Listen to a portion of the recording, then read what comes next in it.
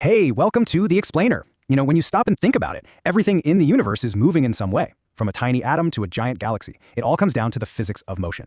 And look, mastering these basics isn't just about acing your exams, though trust me, it's absolutely crucial for that. It's really about understanding the fundamental rulebook for how everything works. So here's our game plan for today. First, we're going to kick things off with the absolute basics. What does it even mean for something to move? Then we'll dive into the core concepts, kind of like learning the language physicists use to talk about it all. After that, we'll connect motion to energy with this idea of work. And finally, we'll get into the good stuff, how all of this pops up on your exams, especially with graphs. Ready? Let's do this. All right, first things first. Let's start right at the beginning. The word motion sounds super simple, right? An object is moving.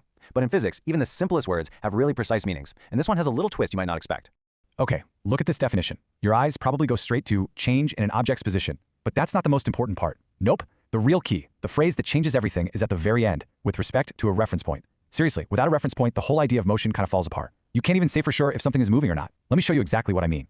This is the perfect way to understand it. Picture this. You're on a train, sitting comfortably in your seat. From your point of view, your reference frame, the person sitting across from you is at rest. They're not moving.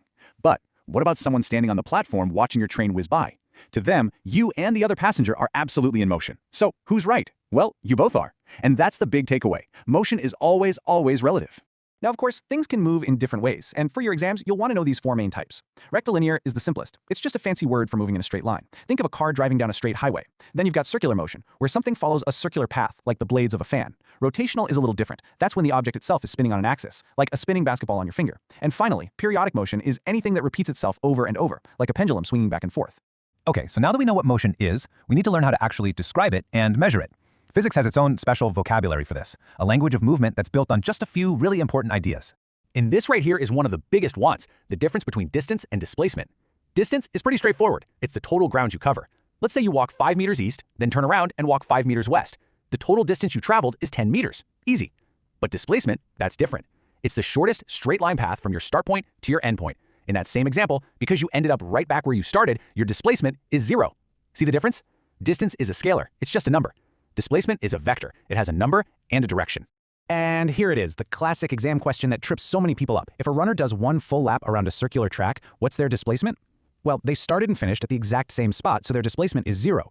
But the distance they traveled is the full circumference of the track. Please don't mix those two up.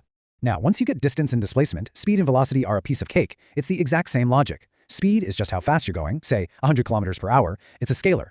Velocity, on the other hand, is speed with a direction. It's a vector. So your velocity wouldn't just be 100 kilometers per hour, it would be 100 kilometers per hour due north. That little bit about direction makes all the difference.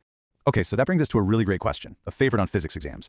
Imagine a car driving on a perfectly circular racetrack. It keeps its speed exactly constant, let's say 50 kilometers per hour. So is its velocity constant too?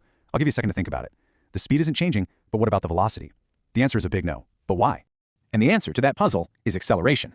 See, most of us think acceleration just means speeding up, but in physics, it's defined as any change in velocity. And since velocity has both speed and direction, you are accelerating if you change your speed, or if you change your direction, or if you change both. So that car on the track, it's constantly changing direction to stay in the circle. And if its direction is changing, its velocity is changing. And if its velocity is changing, that means it is always accelerating, even if its speedometer never moves from 50. Okay, now that we've got a really solid grip on motion, let's build on it and talk about a related concept called work. And I've got to give you a heads up, the way a physicist uses the word work is probably way different from how you use it every day. Right? In our daily lives, if we study hard or do anything that makes us tired, we say we did a lot of work. But in physics, nope. You could push against a solid brick wall with all of your strength for an entire day, sweat pouring down, muscles aching, and if that wall doesn't move, you have done exactly 0 work. Zilch. Because for work to happen in physics, a force has to actually cause something to move a certain distance. No displacement, no work. Period. So how do we put a number on it? Well, here's the formula. It brings together the force you're applying, n, which is just the displacement, or how far it moves. But there's a third piece to this puzzle, the angle between them. This cos of theta part just looks at the angle between the direction of the force and the direction of the movement. This formula gives us 3 types of work. First up, positive work. This is the one that just makes sense. It's when your force and the object's movements are in the exact same direction. You push a box forward and it moves forward. The angle is 0, and that cos of 0 is just 1, so the work is simply the force you applied times the distance it moved. Next, we have negative work. This happens when the force is acting in the opposite direction of the movement. The best example of this is friction. Think about a ball rolling to a stop. Its displacement is forward, but the force of friction is acting backward, trying to slow it down. The angle there is 180 degrees, which makes the cosine part -1. So friction does negative work. It's basically taking energy away from the object. And finally, there's 0 work. This can happen in 2 main ways. The first one is obvious. You're pushing on that wall, there's no displacement, so no work is done. But the second one is a bit more clever. Work is also 0 if the force you apply is at a perfect 90-degree angle, or perpendicular, to the direction of motion. Why? Because the cosine of 90 degrees is 0. Think about carrying a heavy bag. You're applying an upward force to hold it, but you're walking forward. The force and motion are perpendicular, so you're technically doing 0 work on the bag. All right, deep breath. Let's get to the part that's really going to make a difference on exam day.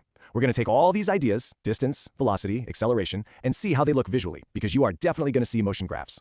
Okay, this table right here, this is gold. You have to know this inside and out. It's amazing how much they can test with just a simple line on a graph. So, for a distance time graph, the slope, how steep the line is, tells you the object's speed. A steeper line means it's going faster.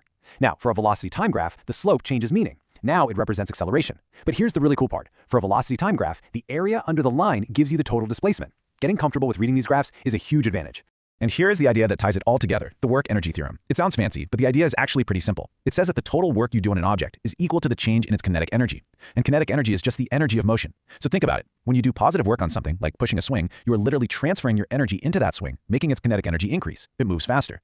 Work isn't just a calculation. It's the transfer of energy itself. Okay, so let's do a quick final check of the common traps you need to sidestep. Number 1, don't mix up distance and displacement. Number 2, always remember direction matters for velocity.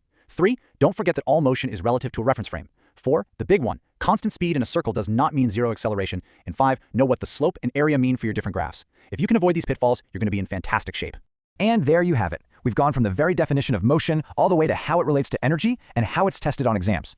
This is the absolute bedrock of mechanics, the foundation for so much more in physics.